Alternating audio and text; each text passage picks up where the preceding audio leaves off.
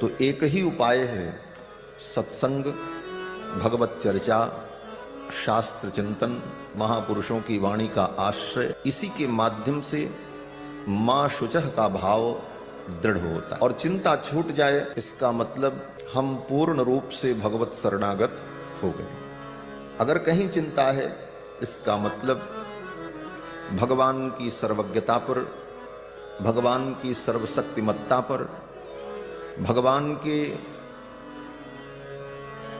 सर्वज्ञ होने पर हमें विश्वास नहीं। आचार्य जन कहते हैं कि अपने दुख का निवेदन भी भगवान से करने की आवश्यकता नहीं कि प्रभु मैं परेशान हूं। क्यों? बोले अगर आप भगवान से कहते हैं कि मैं दुखी हूं और मेरे दुख दूर करो, तो उपनिषद में वेद भगवान कहते हैं यह सर्वज्ञ सर्वविद, जो सर्वज्ञ है और सर्वविद है, ये दोनों शब्द एकार्थक ही हैं लगभग लगभग।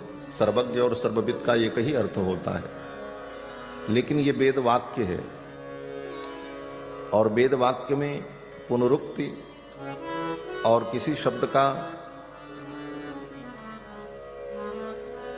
निरर्थक प्रयोग, उसका प्रयोजन न हो, ऐसा हो नहीं सकता। तो वेद भगवान ने सर्वज्ञ और सर्वविद एक ही अर्थ में दो शब्दों का प्रयोग क्यों किया? सर्वज्ञ कहने से काम चल जाता। तो आचार्यों ने, टीकाकारों ने, विद्वानों ने कहा सर्वज्ञ और सर्वविद का अलग अलग अर्थ है। सर्वज्ञ का मतलब समान रूप से संपूर्ण सृष्टि को, अनंत अनंत विभूति को भगवान सर्वदा जानते रहते हैं, इसलिए सर्वज्ञ।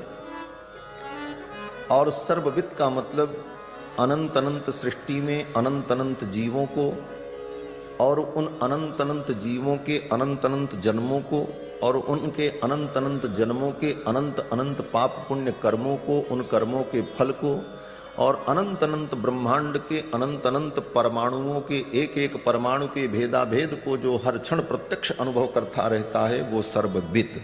ये सर्वविद का अर्थ। यह सर्वज्ञ सर्वविद परास्य शक्ति विविधैव श्रूयते, और उस परमात्मा में विविध प्रकार की शक्तियां सुनी जाती हैं।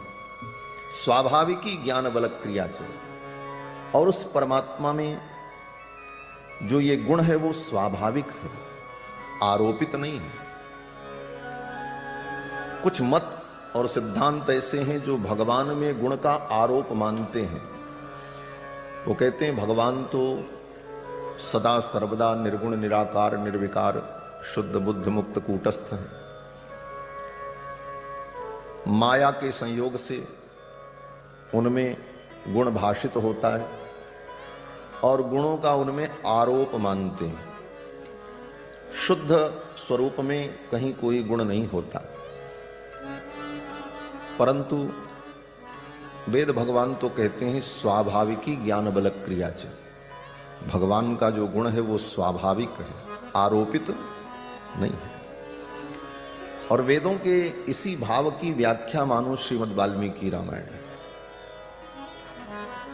श्रीमद् वाल्मीकि रामायण के माध्यम से गत वर्ष हम सभी लोगों ने रामचरित्र का आस्वादन किया। जितना भी ज्ञान विज्ञान है वो शब्दों में ही गुम्फित होता है।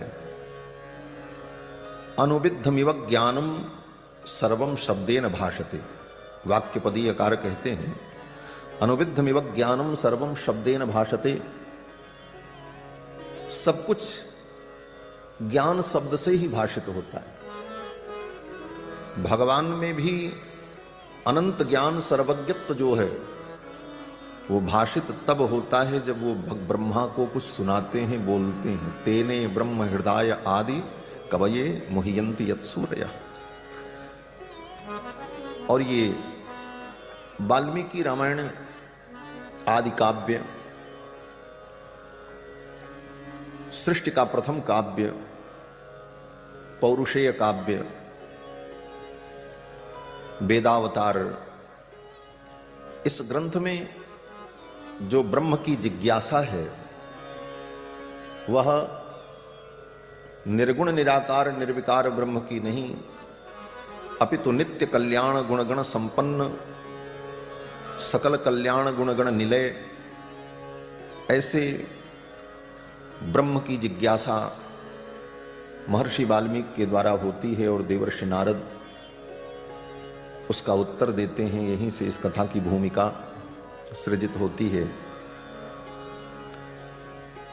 श्रीमद् वाल्मीकि रामायण वेदों का अवतार, वेद वेद्य भगवान जब राम जी के रूप में अयोध्या में अवतरित हो गए तो वेदों ने भी विचार किया मैं भी अवतार ले लूं। क्यों? बोले अवतार लेकर के भगवान सुलभ हो गए। जब तक भगवान का अवतार नहीं होता तब तक भगवान दुर्लभ बने रहते। त्रिपाद विभूति में विराजमान भगवान भूमा पुरुष वो सामान्य प्राणियों को दुर्लभ है। वहां तक जीव की गति नहीं है और वहां तक जीव का ज्ञान विज्ञान पहुंच नहीं सकता है। श्रीमद् भागवत में व्यास जी कहते हैं ना कि गुणा पाए समाहिता, उस तत्व का उस स्वरूप का दर्शन तब होता है जब व्यक्ति त्रिगुणातीत हो जाता है। तो ऐसी स्थिति में भगवान के उस स्वरूप का ज्ञान और बोध जीव को प्राप्त नहीं हो पाता, तो भगवान स्वयं अवतार ले लेते हैं। दूसरे शब्दों में कहा जाए तो हम अपने ज्ञान विज्ञान भक्ति के द्वारा भगवान तक न जा सकें तो दूसरा उपाय है कि भगवान ही हमारे पास चले आवे। यही अवतार है। जीव वहां तक नहीं जा सकता तो भगवान ही, या तो हम अपने अंदर उन योग्यताओं का संपादन करके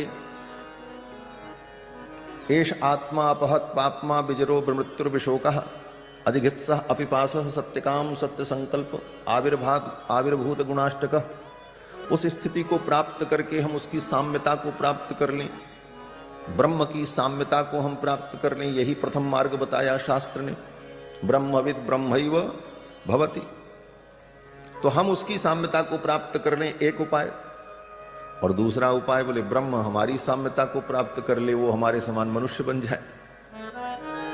इसीलिए भगवान ही मनुष्य बन करके आगे बोले ये मनुष्य हमारे जैसे नहीं बन पा रहे हैं तो हम ही इनके जैसे बन जाएं। और इस कारण से निज इच्छा निर्मित तनु माया गुण को भगवान ही मानव रूप धारण करके अर्थितो मानुषे लोके जज्ञे विष्णु सनातन, और भगवान के पावन चरित्र को महर्षि वाल्मीकि ने लिपिबद्ध किया। जब भगवान अवतरित हो गए तो वेदों ने विचार किया मेरा प्रयोजन ही परमात्मा का गुणगान है, तो मैं भी अवतार ग्रहण करूं। भगवान जब इतने सुलभ हो गए तो मैं क्यों दुर्लभ रहूं? बोले वेद दुर्लभ हैं। बोले हाँ, वेद भी बड़े दुर्लभ हैं। वेद की दुर्लभता क्या है?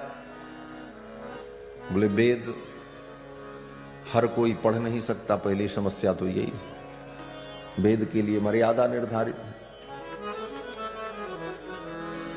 पहले द्विजत्व सिद्ध हो, पहले वो द्विज हो। द्विज माने ब्राह्मण क्षत्रिय वैश्य, तीन वर्ण के तैवर्णिक पुरुष